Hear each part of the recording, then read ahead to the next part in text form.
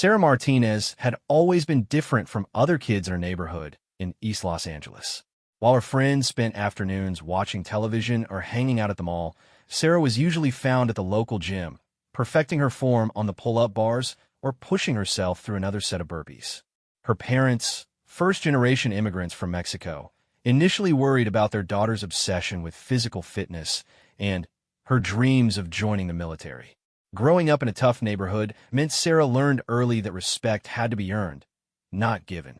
She watched her father work 2 jobs to support their family, his hands permanently stained from years of construction work, his back bent from carrying heavy loads. Her mother cleaned houses for wealthy families in Beverly Hills, coming home exhausted but never complaining. Their sacrifice instilled in Sarah a work ethic that would later prove crucial during the most challenging moments of her military career. During high school, Sarah excelled in multiple sports, but it was swimming that truly captured her passion. She spent hours in the pool, perfecting her stroke technique and building the cardiovascular endurance that would serve her well in later years. Her swim coach, a former Marine named Coach Rodriguez, noticed something special about Sarah's determination. While other students would give up when workouts became difficult, Sarah seemed to thrive on the challenge. Coach Rodriguez became the first person to suggest that Sarah consider a military career. He had served in Iraq and understood the unique demands of military service, particularly special operations. During one particularly intense training session, as Sarah pushed through her 15th consecutive lap of underwater swimming, he pulled her aside after practice. "You have something most people don't," he told her, his voice carrying the authority of someone who had seen combat. "You don't just endure pain, you use it as fuel. The military could use someone like you, especially in special operations." Sarah had heard about Navy SEALs before, but like most people, she thought it was exclusively a male domain. Coach Rodriguez explained that changes were coming to the military, that barriers were being broken down, and that women with the right combination of physical and mental toughness might soon have opportunities that had never existed before. The idea planted a seed in Sarah's mind that grew stronger with each passing day. She began researching Navy SEAL training, reading about the infamous Hell Week and the psychological challenges that broke even the strongest candidates. Instead of being intimidated, she found herself excited by the prospect of testing her limits against the most demanding military training in the world. Her parents' reaction was exactly what she expected. Her father, Manuel, couldn't understand why his daughter would want to put herself through such hardship when she had opportunities for college scholarships. Her mother, Rosa, worried about the dangers Sarah would face in combat. But both parents had raised their daughter to pursue her dreams with unwavering determination, and they eventually came to support her decision, even if they didn't fully understand it. Sarah's preparation for military service began in earnest during her senior year of high school. She woke up at 4 in the morning every day, running 5 miles before school started. Her afternoons were spent at the gym, focusing on functional fitness exercises that would translate to military training. She practiced carrying heavy backpacks for long distances, did countless hours of calisthenics, and worked on her swimming endurance until she could easily complete the physical requirements for SEAL training. But physical preparation was only part of the equation. Sarah knew that mental toughness would be equally important. She began practicing meditation and visualization techniques, learning to control her breathing under stress, and developing the ability to push through discomfort without losing focus. She read every book she could find about military leadership and special operations, studying the mindset that separated elite warriors from ordinary soldiers. The decision to enlist in the Navy came during a recruiting event at her high school. The Navy recruiter, a senior chief petty officer named Williams, was impressed by Sarah's fitness scores and her obvious dedication to preparation. When she expressed interest in special operations, he was honest about the challenges she would face. "I won't lie to you," Chief Williams said. "What you're talking about is harder than anything you've ever done or can imagine. Most men can't handle it. But if you're serious about this path, I'll help you get there." Sarah's enlistment process moved quickly. Her physical fitness scores were among the highest the recruiter had ever seen, and her psychological evaluations showed the mental resilience necessary for special operations. She scored well on the Armed Services Vocational Aptitude Battery and qualified for several technical fields, but her focus remained on one goal: becoming a Navy SEAL. Boot camp at Naval Station Great Lakes was challenging, but not overwhelming for someone who had prepared as thoroughly as Sarah had. While other recruits struggled with the physical demands and the psychological pressure of military training, Sarah thrived. Her drill instructors noticed her natural leadership abilities and her willingness to help struggling teammates, qualities that would prove essential in SEAL training. During boot camp, Sarah met other sailors who shared her interest in special operations. She formed friendships with men and women who understood her drive and ambition, creating a support network that would prove valuable during the difficult months ahead. These relationships taught her the importance of teamwork and mutual support, lessons that would be crucial during SEAL training. The announcement that women would be allowed to attempt SEAL training came during Sarah's final weeks of boot camp. The news created controversy throughout the military, with some questioning whether women could handle the physical and psychological demands of the program. Sarah ignored the debates and focused on her preparation, knowing that actions would speak louder than arguments. Her assignment to SEAL training was not automatic. She had to complete additional physical and psychological assessments, demonstrating not only her fitness but also her ability to handle the unique stresses of special operations. The selection process was designed to eliminate candidates who lacked the mental toughness necessary for SEAL training, regardless of their physical abilities. The psychological evaluation was particularly intense. Military psychologists tested Sarah's ability to handle stress, her decision-making under pressure, and her capacity to work effectively in high-stress team environments. They probe her motivations for wanting to become a SEAL, looking for signs of ego or unrealistic expectations that might lead to failure during training. Sarah's interviews with SEAL instructors were equally challenging. They questioned her commitment, tested her knowledge of SEAL history and mission requirements, and evaluated her understanding of the physical and mental demands she would face.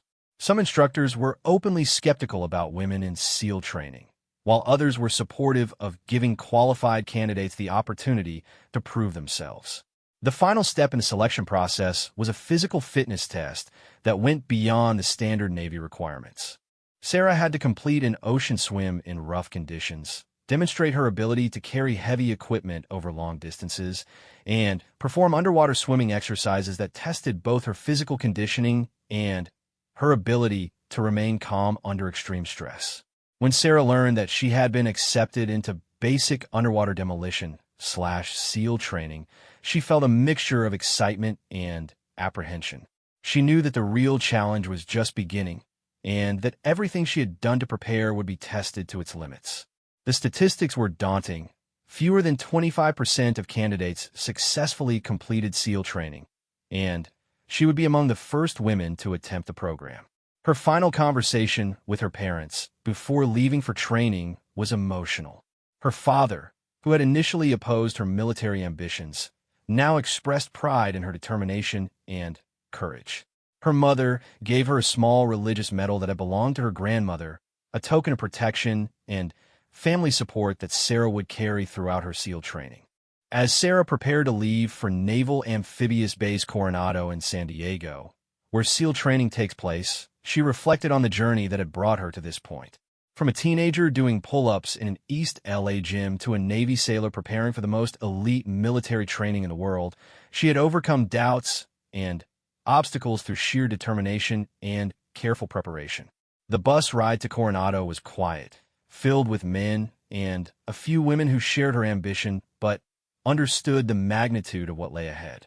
Sarah used the time to mentally prepare for the challenges she would face, visualizing herself succeeding where others had failed, and drawing strength from the knowledge that she had prepared as thoroughly as anyone could for this ultimate test. The first day at Naval Amphibious Base Coronado began at 4 in the morning with the sound of instructors banging on metal trash cans and shouting orders that would become sickeningly familiar over the coming months. Sarah and her fellow candidates, known as tadpoles, stumbled out of their barracks into the cool California morning air, where they were immediately ordered into formation for the beginning of what would be the most challenging experience of their lives. Basic underwater demolition/SEAL training, commonly known as BUD/S, was designed to push candidates beyond their physical and mental limits to identify those with the rare combination of attributes necessary for special operations. The training was divided into 3 phases. First phase focused on physical conditioning and water confidence. Second phase taught combat diving and underwater operations. And third phase covered land warfare and tactical skills. Sarah's class, Class 347, consisted of 120 candidates from various backgrounds. There were college athletes, former enlisted sailors seeking to advance their careers, and a handful of women who, like Sarah, were among the first to attempt SEAL training. The diversity of backgrounds meant little to the instructors, who treated everyone with the same level of demanding intensity. The physical training began immediately and relentlessly. Morning physical training sessions started before sunrise with a 4-mile run on the beach, followed by calisthenics that seemed designed to break the human body. Push-ups, sit-ups, pull-ups, and flutter kicks were performed in the soft sand, which added instability and increased the difficulty of every exercise. Sarah's years of preparation served her well during these initial challenges, but she quickly realized that no amount of training could fully prepare someone for the sustained intensity of SEAL training. Instructor Chief Petty Officer Davidson was a 20-year SEAL veteran who had seen combat in multiple theaters and possessed an almost supernatural ability to identify weakness in candidates. He made it clear from the first day that he had doubts about women in SEAL training, not because of any personal prejudice, but because he had seen too many strong men broken by the program to believe that physical differences didn't matter. "I don't care what the politicians say," Chief Davidson announced during the first morning briefing. "This program will break anyone who doesn't belong here. If you're here to make a statement or prove a point, you won't last a week. If you're here because you want to be a SEAL more than you want anything else in life, you might have a chance." The water training began immediately and was unlike anything Sarah had experienced, despite her competitive swimming background. Pool competency exercises required candidates to perform complex underwater tasks, while instructors deliberately tried to disorient and stress them. The pool appeared calm from the surface, but beneath the water, instructors would tie candidates' equipment in knots, remove their masks, and turn off their air supplies to test their ability to remain calm under extreme stress. Sarah's first major test came during a pool exercise called drown-proofing, where candidates had their hands tied behind their backs and their feet bound together, then were required to survive in the water for 20 minutes. The exercise tested not only physical conditioning, but also the ability to remain calm and think clearly when facing what felt like certain death. As Sarah sank beneath the surface during her first attempt at drown-proofing, panic began to set in despite her preparation. The water felt heavier than she expected, and the restriction of her movements created a claustrophobic sensation that threatened to overwhelm her. She forced herself to remember the breathing techniques she had practiced, using the buoyancy of her lungs to keep herself near the surface while conserving energy.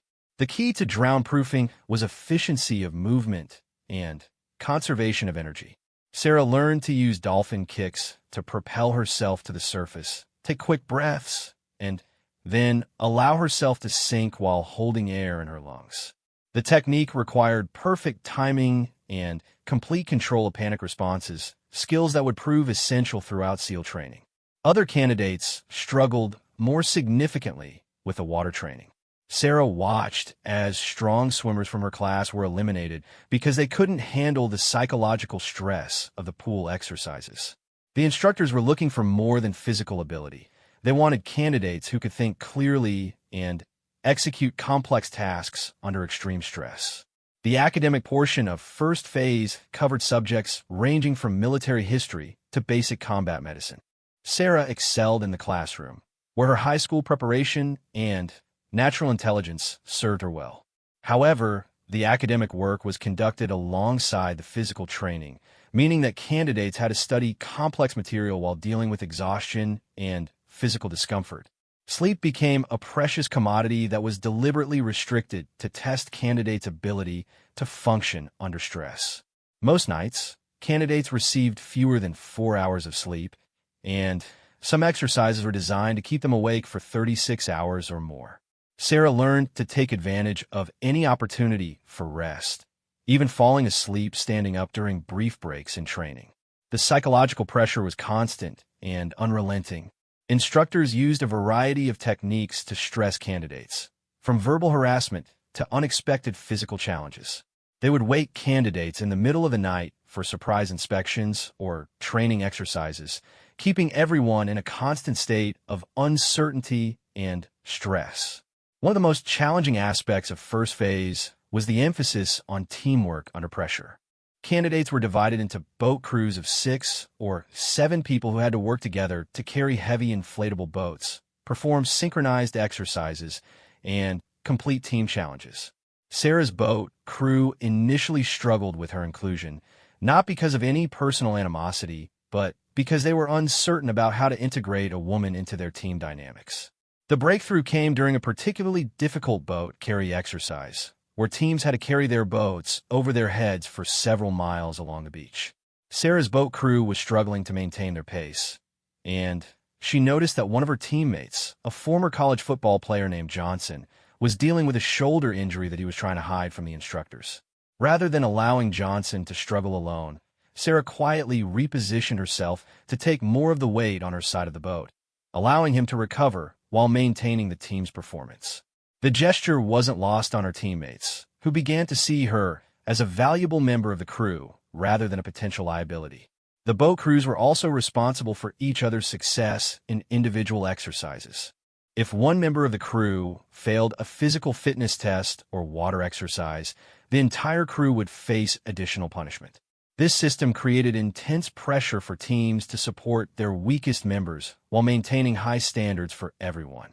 Sarah's relationship with her boat crew evolved throughout first phase as they learned to trust each other's abilities and commitment. She proved that she could carry her share of the load during physical exercises, and her teammates learned to appreciate her attention to detail and her ability to remain calm under stress. The culmination of first phase was Hell Week, a period of continuous training designed to push candidates beyond their breaking point and identify those with the mental toughness necessary for special operations. Hell Week began on a Sunday night and continued for 5.5 days with minimal sleep, constant physical activity, and unrelenting psychological pressure. As Hell Week approached, Sarah reflected on her journey through first phase. She had survived the initial physical and mental challenges, earned the respect of her teammates, and demonstrated that she belonged in SEAL training. However, she knew that Hell Week would be unlike anything she had experienced, and that many of her classmates who had survived first phase would not make it through the ultimate test. The night before Hell Week began, Sarah wrote a letter to her parents that she would mail only if she successfully completed the training. In the letter, she described the challenges she had faced and the personal growth she had experienced. She also acknowledged the support they had provided throughout her journey and expressed her gratitude for the values they had instilled in her. As she prepared for what many consider the most difficult military training in the world, Sarah drew strength from the knowledge that she had prepared as thoroughly as possible and that she possessed the mental toughness necessary to succeed. She understood that Hell Week would test every aspect of her character and determination, but she was confident that the girl from East Los Angeles who had spent years preparing for this moment would find a way to persevere. Hell Week began on a Sunday evening with Breakout, a chaotic period of intense physical activity designed to disorient candidates and set the tone for the days ahead. Instructors appeared from every direction, shouting orders, firing blank ammunition, and creating an atmosphere of controlled chaos that would continue for the next 5.5 days. Sarah and her classmates were immediately ordered into the surf, beginning what would become a constant cycle of being wet, sandy, and cold. The Pacific Ocean off the coast of San Diego maintains a temperature of approximately 60 degrees throughout the year, cold enough to cause hypothermia in unprotected individuals. Candidates were required to enter the surf repeatedly throughout Hell Week, often staying in the water until their core body temperature dropped dangerously low. The combination of cold water, physical exhaustion, and sleep deprivation created conditions that pushed human endurance to its absolute limits.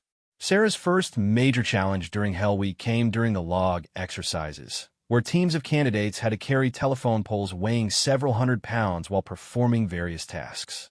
The logs were deliberately made slippery and difficult to grip, and teams were required to carry them for miles along the beach while instructors shouted orders and applied additional stress.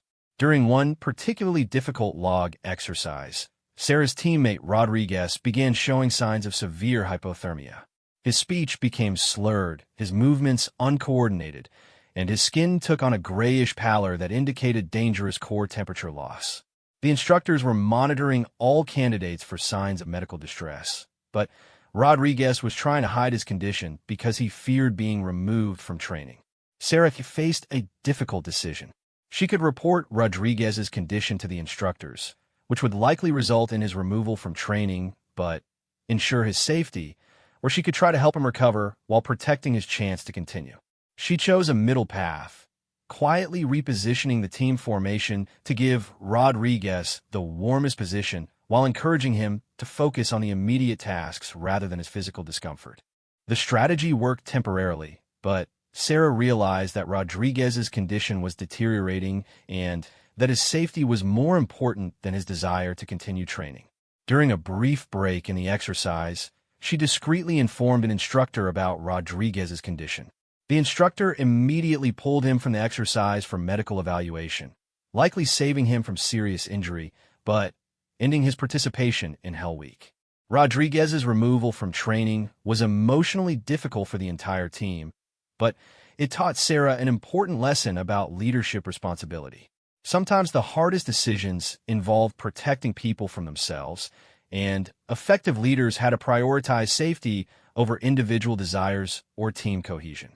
The sleep deprivation during Hell Week was unlike anything Sarah had experienced. Candidates received a total of about 4 hours of sleep during the entire week, usually in brief 30-minute periods between exercises. The lack of sleep created hallucinations, impaired judgment, and increased the risk of injury during physical activities. Sarah learned to take advantage of any opportunity for rest, even micronaps of a few minutes' duration. One of the most vivid hallucinations Sarah experienced occurred during a night navigation exercise, where teams had to move through the sand dunes using only compass bearings and pace counting. As she followed her compass bearing through the darkness, Sarah began seeing people who weren't there, including her childhood swimming coach and members of her family. The hallucinations were so realistic that she found herself having conversations with these imaginary figures before realizing that exhaustion was affecting her perception of reality. The key to managing hallucinations was recognizing them as symptoms of sleep deprivation rather than real experiences. Sarah learned to verify questionable perceptions with her teammates and to focus on concrete, measurable tasks rather than trusting her senses completely. This skill would prove valuable throughout her military career when operating in high-stress environments. Wednesday of Hell Week was traditionally known as the worst day of the entire training experience. By this point, candidates had been awake and active for more than 72 hours, and their physical and mental resources were severely depleted. The instructors intensified their pressure during this period, knowing that candidates who could survive Wednesday would likely make it through the remainder of Hell Week. Sarah's Wednesday began with the elephant walk, an exercise where candidates had to walk bent over with their hands on the ground while carrying heavy packs. The position was deliberately uncomfortable and humiliating, designed to test candidates' willingness to endure discomfort without complaint. As Sarah shuffled through the sand in this degrading position, she focused on the bigger picture of why she was there and what she hoped to accomplish. The Around-the-World Swim was another Wednesday challenge that tested candidates' water confidence and endurance. Teams had to swim around the Coronado Peninsula, a distance of several miles in rough ocean conditions. The swim took place at night, adding navigation challenges to the physical demands of the exercise. During the Around-the-World Swim, Sarah experienced one of her lowest moments of Hell Week. The combination of cold water, exhaustion, and darkness created a sensation of complete isolation and helplessness. She found herself questioning why she had chosen to put herself through such an ordeal and whether the goal was worth the suffering. The breakthrough came when she remembered her conversation with Coach Rodriguez during high school, when he had told her that she had something special that most people lacked. She realized that Hell Week was designed to identify people who could find strength when they thought they had none left, and that her current suffering was proof that she was being tested at the highest level.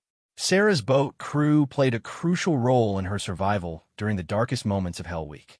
When she struggled during water exercises, her teammates provided encouragement and practical support. When they faced setbacks or injuries, she returned the favor by maintaining morale and helping with problem solving. The mutual support system created bonds that would last throughout their military careers. Thursday brought new challenges, including the steel pier exercise, where candidates had to jump from increasingly high platforms into the harbor while carrying equipment. The exercise tested candidates' ability to overcome fear and trust their equipment and training. For Sarah, who had always been comfortable in the water, the steel pier was less challenging than some other exercises, but she watched as several of her classmates were eliminated because they couldn't overcome their fear of heights and water. The final day of Hell Week, Friday, included a variety of exercises designed to test everything candidates had learned during the week.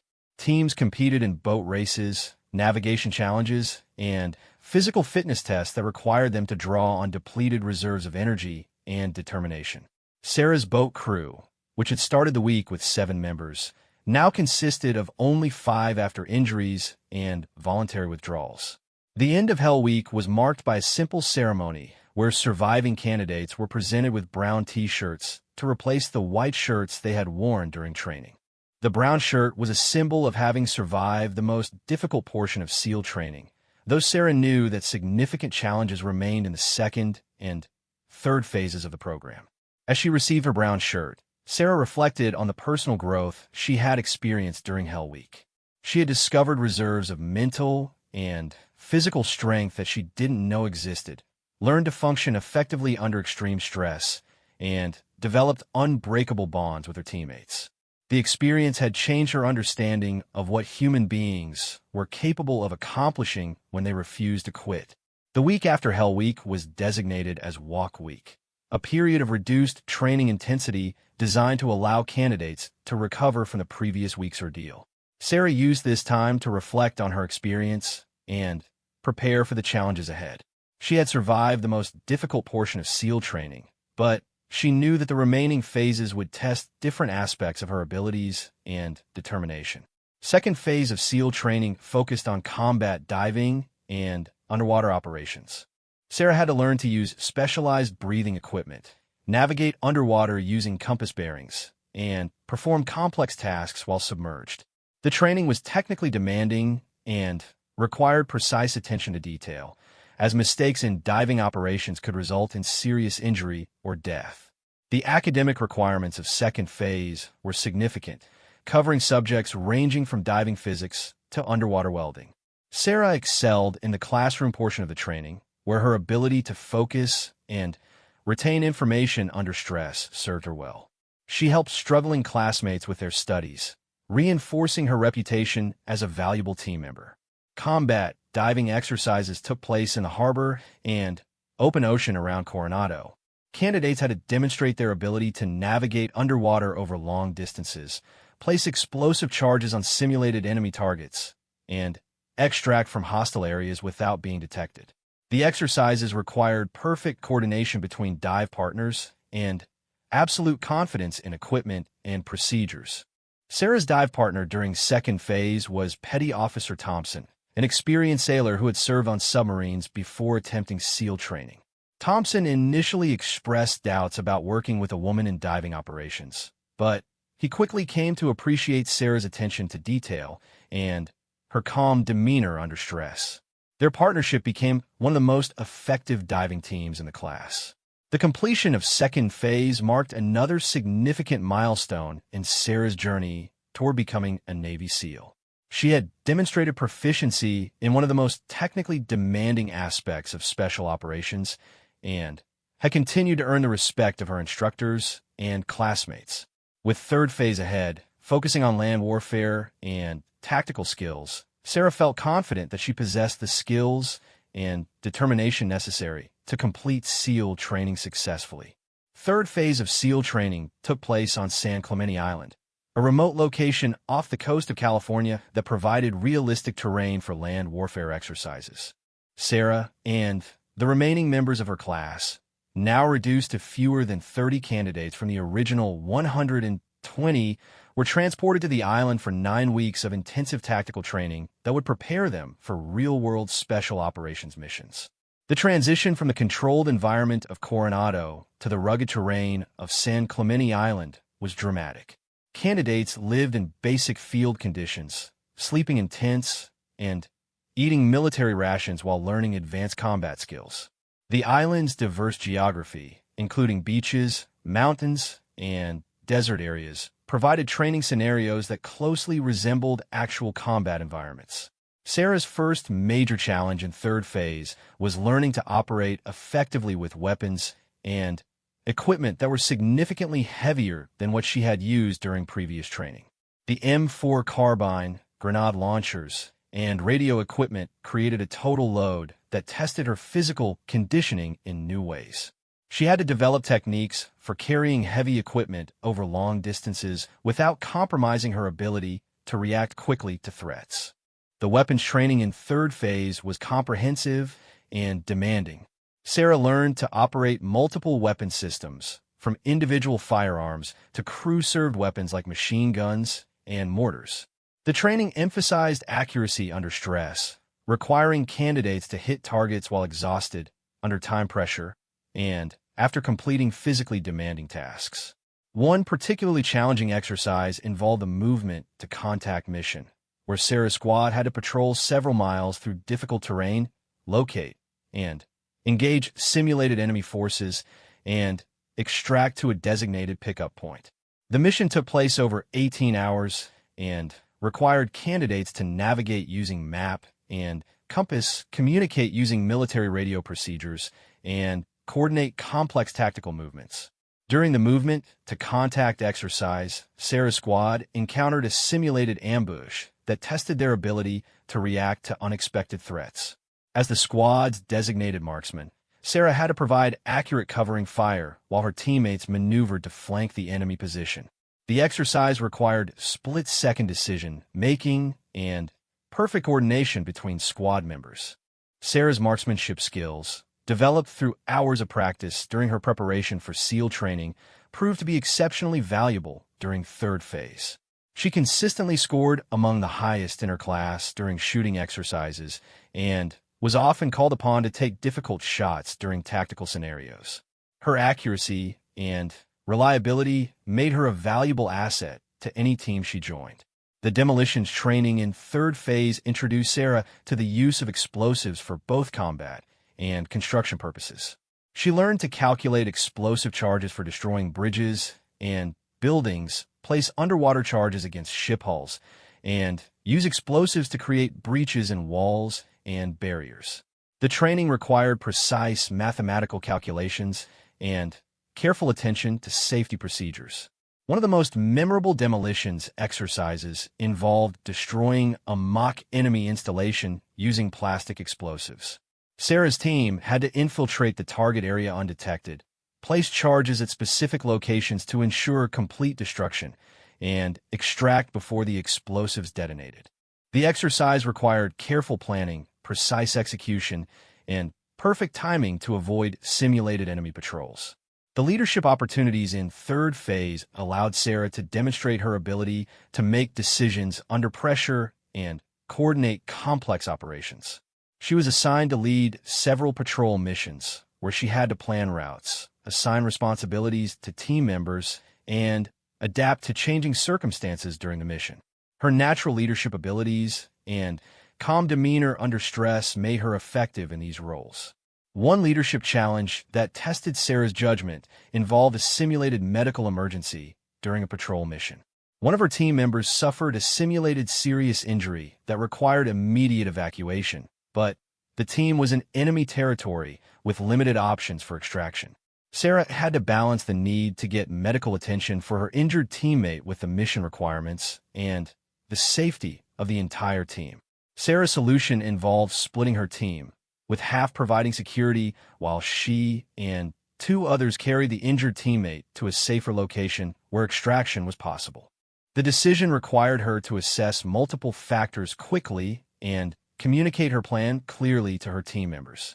The exercise tested not only tactical skills, but also leadership judgment and the ability to prioritize competing demands. The survival training portion of third phase taught candidates to operate independently with minimal equipment and support. Sarah learned to find and purify water, identify edible plants, construct shelter from natural materials, and navigate over long distances using only basic equipment. The training was designed to prepare SEALs for situations where they might be isolated behind enemy lines with limited resources. During a 5-day survival exercise, Sarah was dropped off alone in a remote area of the island with only basic clothing and a knife. She had to survive without outside assistance while completing navigation tasks that required her to visit specific locations across the island. The exercise tested both survival skills and the mental toughness necessary to operate alone under stress. The solitude of the survival exercise provided Sarah with time to reflect on her journey through SEAL training. She had overcome challenges that would have seemed impossible when she first arrived at Coronado, and she had proven to herself and others that she belonged among the elite warriors of the Navy SEALs. The confidence she gained during this period would serve her well in the final weeks of training.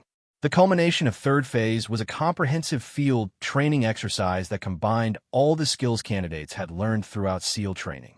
Sarah's squad was assigned a complex mission involving infiltration of an enemy-held area, collection of intelligence information, destruction of key targets, and extraction under pressure. The exercise lasted several days and required seamless integration of water, land, and demolition skills.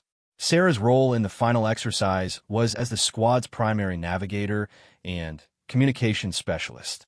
She was responsible for guiding the team through challenging terrain using only map and compass, maintaining radio contact with supporting units, and ensuring that the team reached all assigned objectives on schedule. The responsibilities required her to demonstrate the technical proficiency and leadership skills she had developed throughout training. The successful completion of the final exercise marked the end of basic underwater demolition/SEAL training for Sarah and her surviving classmates. Out of the original 120 candidates who had started the program, only 23 remained to receive their SEAL tridents, the symbol of qualification as Navy SEALs. Sarah was proud to be among this elite group, but she understood that graduation from BUD/S was only the beginning of her development as a special operations warrior. The graduation ceremony was attended by families, senior military officials, and former SEALs who came to welcome the new members into their brotherhood. Sarah's parents traveled from Los Angeles to attend the ceremony, and their pride was evident as they watched their daughter receive her SEAL trident. The moment represented the culmination of years of preparation and months of the most demanding training in the military. After graduation from BUD/S, Sarah was assigned to additional specialized training courses that would prepare her for assignment to an operational SEAL team. The advanced training covered subjects ranging from advanced combat medicine to foreign language instruction, depending on the specific requirements of her future assignment. Each course built upon the foundation established during BUD/S while developing specialized skills needed for different types of missions. Sarah's first operational assignment was to SEAL Team 5, based at Naval Amphibious Base Coronado. The team was preparing for deployment to Afghanistan, where they would conduct direct action missions against high-value targets and work with local forces to disrupt enemy operations. The assignment represented Sarah's opportunity to apply her training in real-world operations where the stakes were measured in lives rather than training scores. The integration into SEAL Team 5 required Sarah to prove herself once again to a new group of teammates who had not observed her performance during training. The team included experienced SEALs who had multiple combat deployments and junior operators who were on their first assignment. Sarah's position as one of the first women to complete SEAL training made her integration particularly challenging, as some team members were uncertain about how her presence would affect unit dynamics. The breakthrough in her acceptance by the team came during a training exercise in the Nevada desert, where SEAL Team 5 was practicing for their upcoming deployment. During a simulated raid on a terrorist compound, Sarah's accurate marksmanship and calm decision-making under pressure impressed her new teammates. Her performance during the exercise demonstrated that her SEAL training had prepared her to operate effectively in combat situations. As Sarah prepared for her first combat deployment, she reflected on the journey that had brought her from a teenager in East Los Angeles to a qualified Navy SEAL preparing for war. The challenges she had overcome during training had prepared her not only for the physical demands of special operations, but also for the mental strength necessary to make life and death decisions under extreme pressure. She was ready to prove that her place among the world's elite warriors had been earned through dedication, sacrifice, and unwavering determination. Sarah's deployment to Afghanistan with SEAL Team 5 began in the spring of 2019, during a period when American forces were conducting targeted operations against terrorist networks while preparing for eventual withdrawal from the country. Her team was based at Bagram Airfield, a massive military installation that served as the hub for special operations throughout the region. The deployment would test everything she had learned during training while adding the unpredictable elements of real combat operations. Her first combat mission came just 2 weeks after arriving in Afghanistan. Intelligence sources had identified a high-value target, a Taliban commander responsible for coordinating attacks against coalition forces, hiding in a remote compound in the mountains near the Pakistani border. Sarah's role in the mission was as the team's designated marksman, responsible for providing overwatch and precision fire support during the raid. The mission began at midnight with a helicopter insertion several kilometers from the target compound. Sarah and her teammates moved through the rugged terrain using night vision equipment, carefully avoiding detection by enemy sentries while navigating to their assigned positions. The approach took several hours over difficult mountain terrain that tested the physical conditioning she had developed during SEAL training. As the team prepared to assault the compound, Sarah positioned herself on a ridge overlooking the target area with her sniper rifle. Her job was to eliminate any enemy fighters who attempted to escape or reinforce the compound during the raid. The position gave her a clear view of the entire area, but also exposed her to potential enemy fire if her location was discovered. The raid began with a coordinated assault on multiple buildings within the compound. Sarah watched through her rifle scope as her teammates breached doors and cleared rooms, searching for the target and any intelligence materials. Her training had prepared her for the technical aspects of marksmanship, but nothing could fully prepare her for the emotional impact of seeing combat operations through a rifle scope.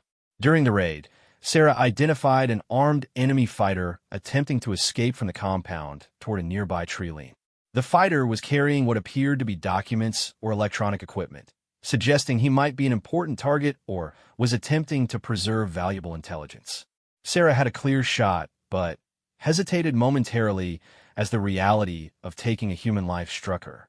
The hesitation lasted only a few seconds before her training took over. Sarah engaged the target with a single, accurate shot that prevented his escape and likely saved important intelligence information for her team. The shot was her first in combat, marking her transition from a trainee to a combat-tested SEAL. The emotional impact would not fully hit her until later, but in the moment, she focused on continuing to provide support for her teammates. The mission was successful, resulting in the capture of the high-value target and several other enemy fighters, along with intelligence materials that provided valuable information about terrorist networks in the region. Sarah's performance during the mission earned praise from her team leader and helped establish her credibility as an effective combat operator. Over the following months, Sarah participated in dozens of combat operations throughout Afghanistan. She conducted raids on terrorist compounds, provided security for intelligence-gathering missions, and worked with Afghan special forces to train local troops. Each mission added to her experience and confidence while reinforcing the skills she had learned during SEAL training. One particularly challenging mission involved rescuing two American soldiers who had been captured by Taliban forces and were being held in a fortified compound in a contested area. The rescue operation required careful planning and precise execution, as any mistakes could result in the death of the hostages. Sarah was assigned to a support role, providing security for the extraction route, while the primary assault team conducted the rescue. The rescue mission took place during a severe thunderstorm that provided cover for the approaching helicopters, but also made navigation and communication more difficult. Sarah's position was on a rooftop overlooking the extraction route, where she had to maintain watch despite torrential rain and limited visibility. The conditions tested her ability to remain effective under adverse circumstances. As the assault team successfully extracted the hostages and moved toward the pickup point, Sarah spotted a group of enemy fighters attempting to set up an ambush along the extraction route. Her warning allowed the assault team to avoid the trap and resulted in a firefight where her accurate shooting helped eliminate the threat. The successful rescue operation demonstrated the importance of teamwork and mutual support in special operations. Sarah's leadership abilities were recognized during her deployment, and she was assigned increasing responsibilities within her team. She led patrol missions, planned operations, and mentored junior team members who were on their first combat deployment. Her calm demeanor under stress and her ability to make quick decisions made her effective in leadership roles. One leadership challenge involved a mission where intelligence information turned out to be incorrect, placing her team in a dangerous situation with limited options for extraction. Sarah had to quickly assess the changed circumstances, modify the original plan, and coordinate her team's movements to avoid enemy forces while completing as much of the mission as possible. Her ability to adapt to changing conditions prevented potential casualties and allowed the team to extract safely. The deployment also provided opportunities for Sarah to work with Afghan women and children during humanitarian operations and intelligence gathering missions. Her presence as a female SEAL allowed access to Afghan women who would not speak to male soldiers, providing valuable intelligence information that would not otherwise be available. These interactions highlighted the unique capabilities that women could bring to special operations. During one village operation, Sarah was able to gather crucial information from Afghan women about the location of weapons caches and the movements of Taliban fighters. The information led to successful raids that disrupted enemy operations and prevented planned attacks against coalition forces. The experience demonstrated the value of diversity in special operations teams and the unique perspectives that different operators could provide. Sarah's deployment to Afghanistan concluded after 8 months of continuous operations. She had participated in over 50 combat missions, demonstrated exceptional skill as a marksman and team member, and earned the respect of her teammates and commanders. The experience had transformed her from a newly qualified SEAL into a combat-tested special operations warrior. Upon returning to the United States, Sarah was assigned to advanced training courses that would prepare her for future deployments and increase her capabilities as a SEAL operator. She attended sniper school, advanced combat medicine courses, and foreign language training. Each course built upon her operational experience while developing new skills that would make her even more valuable to her team. The transition from combat operations back to training and garrison duties was challenging for Sarah, as it was for many special operations personnel. The intensity and purpose of combat operations created an adrenaline-driven environment that was difficult to replicate in training exercises. Sarah used this time to reflect on her experiences and to prepare for future challenges. Several months after returning from Afghanistan, Sarah received orders for a new assignment that would take her to San Diego for advanced training and eventual assignment to a new team. The move represented another step in her career progression and an opportunity to take on greater leadership responsibilities. She had proven herself in combat and was now ready for new challenges. It was during this transition period that Sarah found herself working late at the Veterans Hospital in San Diego, providing support for wounded warriors who were recovering from combat injuries. The volunteer work allowed her to give back to the military community while maintaining her connection to the broader purpose of military service. It was meaningful work that provided perspective on the sacrifices made by military personnel and their families. The Veterans Hospital work also provided Sarah with a sense of normalcy and civilian interaction that balanced the intensity of her military duties. She enjoyed the opportunity to help other veterans while developing skills outside the specialized world of special operations.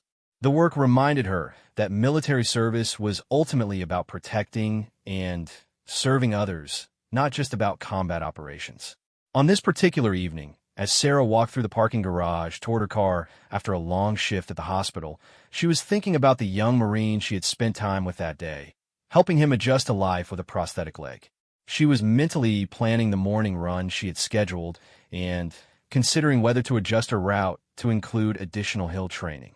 The sound of footsteps behind her immediately triggered the situational awareness that had kept her alive through multiple combat deployments. Her training automatically kicked in as she recognized the pattern of movement that suggested potential threats.